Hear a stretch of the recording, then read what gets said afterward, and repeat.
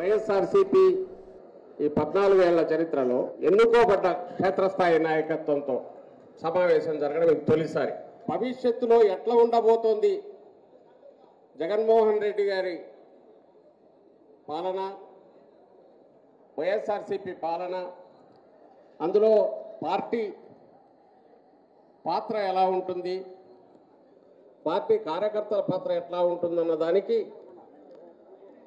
ఒక స్పష్టమైన నిర్వచనంతో, స్పష్టమైన ఉద్దేశాలతో, ఒక అజెండాతో మనం మొదలుపెట్టిన సంస్థాగత నిర్మాణంలో భాగమే ఈ కమిటీల ఏర్పాటు. ఇప్పుడు మనం చేస్తున్న కమిటీల ఏర్పాటు. వచ్చే ప్రభుత్వం, వైఎస్ఆర్సీపీ ప్రభుత్వం, జగన్మోహన్ రెడ్డి గారి పాలన పూర్తిగా వైఎస్ఆర్సీపీ కార్యకర్తల ద్వారా, ఇప్పుడు ఎన్నుకోబడ్డ కమిటీల ద్వారా, గ్రామ స్థాయిలో కానీ కింద ప్రజలకు కానీ ఆయన ఆలోచనలు, ఆయన చేయాలనుకున్న మంచి పనులు అన్నీ మీ ద్వారానే జరుగుతాయి. ఈ రోజు నుంచి మనందరి మీద, మీ మీద ప్రత్యక్షంగా క్షేత్రస్థాయిలో ఆ బాధ్యత మరింతగా ఉంటుంది. మన చుట్టూ ఉన్న పరిసరాలు, ప్రజల్లో వాళ్ళ అవసరాలు గుర్తించడం కానీ, అలాగే వాటికి సంబంధించిన పరిష్కారాలు అన్వేషించడం కానీ, వాళ్లను రాచి రంపాన పెడుతున్న ఈ దుర్మార్గపు పాలనలో వాళ్ళ పక్షాన నిలబడి మనం వచ్చేంతవరకు వాళ్ళకు అండగా ఉండడంలో కానీ,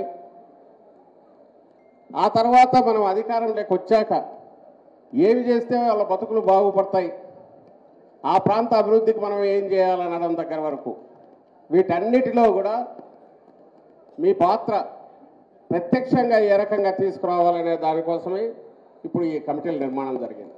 ఒక నిర్ణీత కాల పరిధిలో సమావేశాలు జరపడం, నిర్ణయాలు చేయడం, వైఎస్ఆర్సీపీ ఎలా ఫీల్ అవుతోంది అక్కడ జరుగుతున్న కార్యక్రమాల గురించి, లేదా అధికార పార్టీ అరాచకాల గురించి, వాటిని గురించి ఎప్పటికప్పుడు విమర్శల అభిప్రాయాలు తీసుకోవడం, బయటికి వ్యక్తం చేయడం, వాటిని సోషల్ మీడియా ద్వారా, గ్రూపుల ద్వారా సర్క్యులేట్ చేయడం, ఇవన్నీ చేయడం ద్వారా ఒక సుశిక్షితులైన సైన్యం, జగనన్న సైన్యం వేసే ప్రతి అడుగు చంద్రబాబు నాయుడు రాజకీయంగానికి, ఆయన రాజకీయ అవతారానికి సమాధి కట్టడానికి ఒక్కొక్క అడుగు పెద్ద ముందడుగు అవుతుంది. మీరు వేసే ప్రతి అడుగు ఇది మీరు కాదు, 175 నియోజకవర్గాల్లో జరిగే కార్యక్రమం. అదరగొట్టే కారం, రంగు, రుచి, ఆచి కారం పొడి.